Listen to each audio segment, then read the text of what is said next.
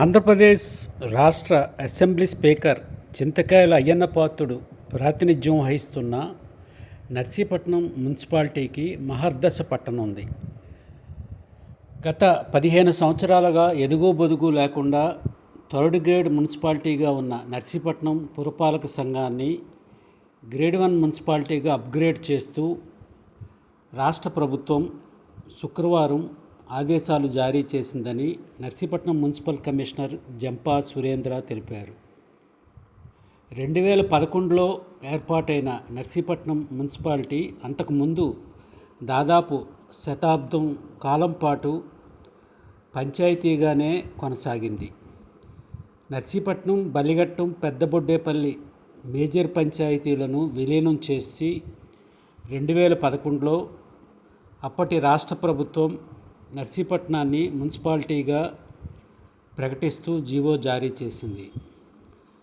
కొత్త మున్సిపాలిటీ కావడంతో అప్పట్లో థర్డ్ గ్రేడ్ మున్సిపాలిటీగానే జీవో జారీ అయినప్పటికీ ఆ స్థాయిని పెంచేందుకు గత ప్రభుత్వ హయాంలో ఎటువంటి ప్రయత్నాలు జరగలేదు. ప్రభుత్వం నిబంధనల ప్రకారం స్థాయి పెంచేందుకు అవకాశం ఉన్నప్పటికీ తమ మున్సిపాలిటీ స్థాయి అవసరం లేదంటూ గత పాలకవర్గ సభ్యులు తీర్మానం కూడా చేశారని కమిషనర్ అన్నారు.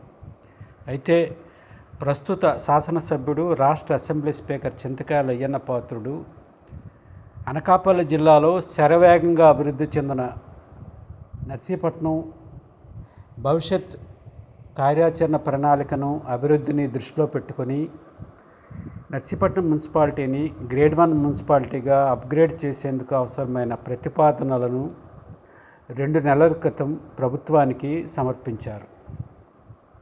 అసెంబ్లీ స్పీకర్ అయ్యన్నపాత్రుడు కృషి మేరకు, ఆయన కోరిక మేరకు, సిఫార్సులకు అనుగుణంగా రాష్ట్ర ప్రభుత్వం నర్సీపట్నం మున్సిపాలిటీని గ్రేడ్ 1 మున్సిపాలిటీగా అప్గ్రేడ్ చేస్తూ శుక్రవారం సాయంత్రం ఆదేశాలు జారీ చేసింది.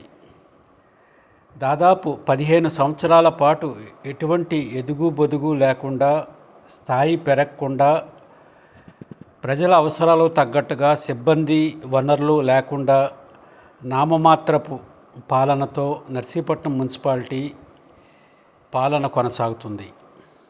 ప్రతి ఏటా 9 కోట్ల రూపాయల ఆదాయం పన్నులు ఇతరత్ర వస్తున్నప్పటికీ, నిబంధనల ప్రకారం స్థాయి పెరగాల్సి ఉన్నప్పటికీ పాలకవర్గాలు ఆసక్తి లేకపోవడంతో నర్సీపట్నం మున్సిపాలిటీ స్థాయి పెరగలేదు.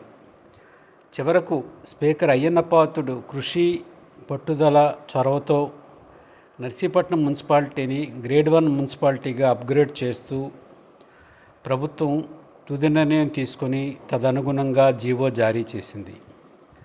నర్సీపట్నం మున్సిపాలిటీ గ్రేడ్ 1గా ప్రకటించడం వల్ల కేంద్ర, రాష్ట్ర ప్రభుత్వాల నుంచి మున్సిపాలిటీకి వచ్చే నిధులు పెరుగుతాయని, అనేక పథకాలకు అర్హత సాధిస్తుందని మున్సిపల్ కమిషనర్ జంపా సురేంద్ర అన్నారు. స్థాయి పెరగడం వల్ల మున్సిపాలిటీ అభివృద్ధికి ఎంతో దోహదపడుతుందని, ప్రస్తుతం సుమారు 1,00,000 మంది జనాభా నివసిస్తున్న ఈ మున్సిపాలిటీలో ప్రజల అవసరాలకు తగ్గట్టుగా పారిశుధ్య సిబ్బంది లేకపోవడం, ఇతరత్ర అనేక మౌలిక సదుపాయాలు కల్పనకు స్థాయి కూడా అవరోధంగా మారింది. అయితే ప్రస్తుతం గ్రేడ్ 1 మున్సిపాలిటీగా నిర్ణయించడం, అభివృద్ధి చేసి అప్గ్రేడ్ చేయడంతో కేంద్ర, రాష్ట్ర ప్రభుత్వాలు ఇచ్చే అనేక పథకాలు నర్సీపట్నం మున్సిపాలిటీకి వర్తింపజేసే అవకాశం కలుగుతుందని కమిషనర్ సురేంద్ర ఈ సందర్భంగా అన్నారు. కేవలం స్పీకర్ అయ్యన్నపాత్రుడు కృషి కారణంగానే ఇది సాధ్యమైందని ఆయన పేర్కొన్నారు.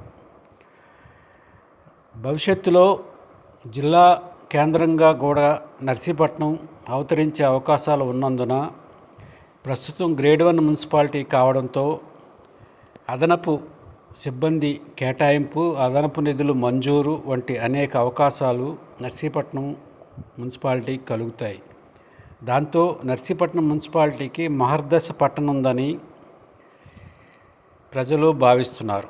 అయితే పన్నులు భారం, భూముల ధరల పెరుగుదల వంటి సమస్యలు కూడా ఉంటాయన్న ఆందోళన ప్రజల్లో వ్యక్తమవుతుంది.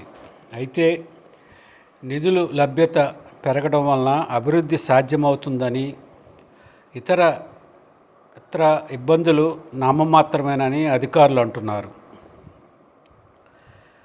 అనకాపల్లి జిల్లాలో యలమంచిలి, నర్సీపట్నం మున్సిపాలిటీలు ఒకేసారి ఏర్పడినప్పటికీ జాతీయ రహదారిపై ఉన్న అనకాపల్లి, యలమంచిలి కాకుండా నర్సీపట్నం అభివృద్ధికి ప్రభుత్వ నిర్ణయం ఎంతో దోహదపడుతుందని అన్నారు.